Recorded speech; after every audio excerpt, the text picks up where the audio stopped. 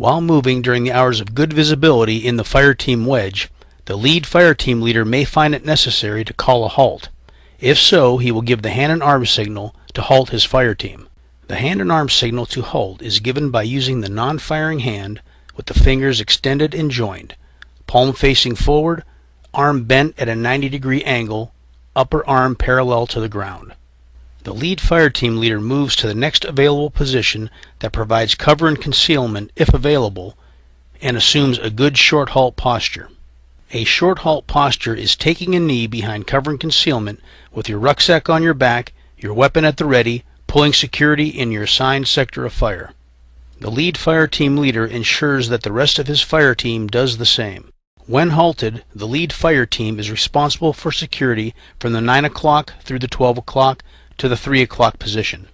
The squad leader continues to close the distance between the headquarters element and the lead fire team to a position where the trail fire team will be able to achieve interlocking sectors of fire to approximately 35 meters out, or hand grenade range, with the lead fire team.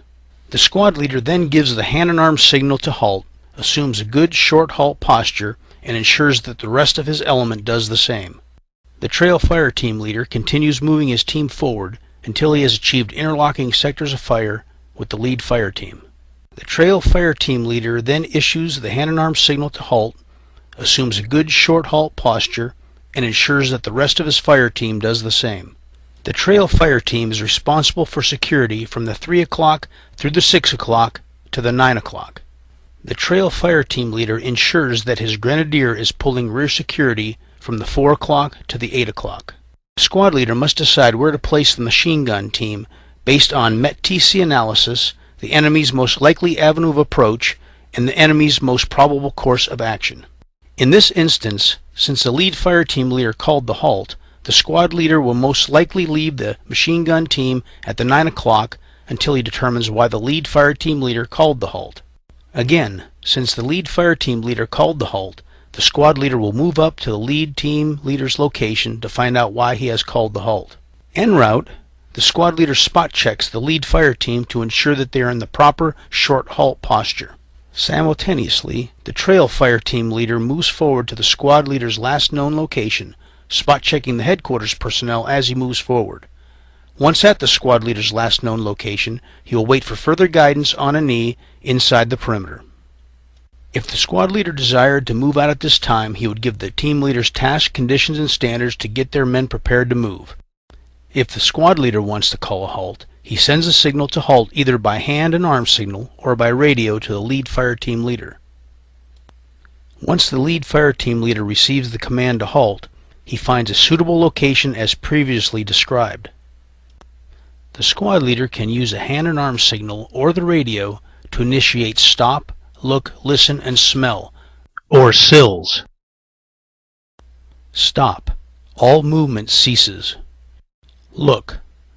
All squad members look for signs of the enemy, such as trash, old fighting positions, expended brass, or the enemy themselves.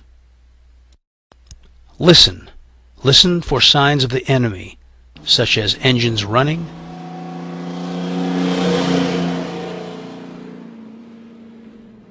the enemy talking,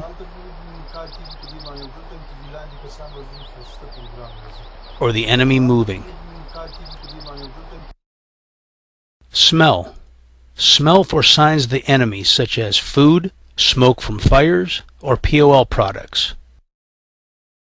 SILS will last for 3 to 5 minutes, or for as long as the squad leader deems necessary. Because the squad leader called the halt, the team leaders move to his location to receive instructions.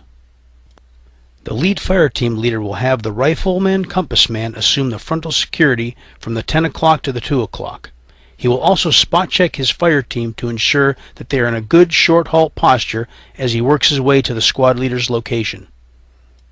At the same time, the trail fire team leader will ensure that the last man in his team is pulling rear security from the 4 o'clock to the 8 o'clock. He will also spot check his team to ensure that they are in a good short halt posture. While en route to the squad leader's location, he will also check the headquarters element to ensure that they are in a good short halt posture. Once the team leaders reach the squad leader's location, the squad leader will brief them on the reason for the halt, such as to cross-load heavy equipment, conduct a water break, conduct a map check, a security halt, or for whatever reason he deems necessary.